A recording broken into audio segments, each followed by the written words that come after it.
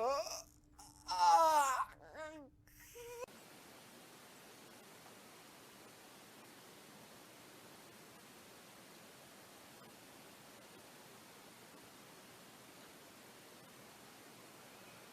shoot, the opening gag! Don't give up, don't give up, oh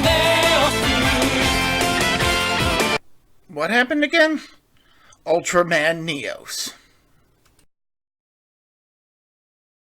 Hello and welcome to Earth Alien ProtoMet, and today I'm going to be talking about the 12-episode direct-to-video entry in the Ultra series, Ultraman Neos. But first, a little backstory for this particular entry in the franchise. Ultraman Neos was originally conceived as a television series with the intent of revitalizing the Ultra series. A pilot was created, and though it lacked a plot, it showcased Ultraman Neos and the secondary Ultra, Ultra 721, as well as an evil alien Zamu and its monster servant, Drengarin, and had a number of special effects action scenes mixed in with stock footage. Ultimately, the idea was shelved in a different series. Ultraman Tiga was made instead. But since I'm talking about it, obviously Neos did get made. So what's the plot? Earth faces a crisis as it enters a region of space filled with dark matter. This unbalanced zone causes a variety of strange occurrences, mostly giant monsters. To combat this, a defense team, Heart, is formed to face these challenges. And joining Heart is Genki Kagura, a former astronaut who miraculously returned to Earth after drifting off into space. With the power given to him by the aliens who saved his life, when Heart faces adversity that their strength alone cannot stop, Kagura transforms into Ultraman Neos to protect the Earth. Unfortunately, a lot of the show's backstory is either explained or shown in retrospect. The incident that found Kagura drifting through space is used as the opening credit sequence for literally every episode of this series, as opposed to being used within the context of an episode actually explaining what's all happening. And Kagura's encounter with the Ultras? Only shown in flashback. Kagura himself isn't terribly interesting.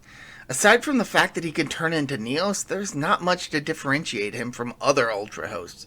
In fact, I'd argue that he's the blandest ever, due in large part to how little development he gets as a character. And he's not the only one. The rest of Heart are just as underdeveloped.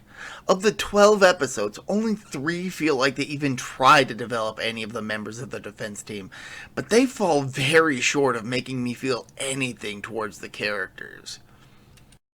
In fact, most episodes of this series are forgettable. The monster designs are great, but since I have trouble remembering the plots of most episodes, or even feel that some episode plots were done in other entries in the franchise, I end up forgetting what the monsters even looked like. The sole exception are the Zamu aliens, which are actually a recurring element of what passes for the overarching plot of this show.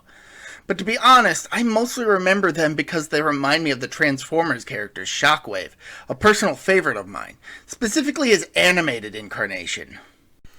Speaking of the overarching plot, the whole conflict that the unbalanced zone is causing problems on Earth ends up resolving itself between episodes, with nothing more than a brief mention of the resolution happening at all. Instead, the final 2 episodes focus on a Zamu on the run from a bad guy who is never mentioned before being relevant. I wish there was more I could say about this series, but it doesn't give me much to work with the most interesting part being that the show was replaced by Ultraman Tiga before it could even be made. It's not a bad show, but there's nothing great about it. It's just there. Until next time, this has been me, ProtoMet. See ya.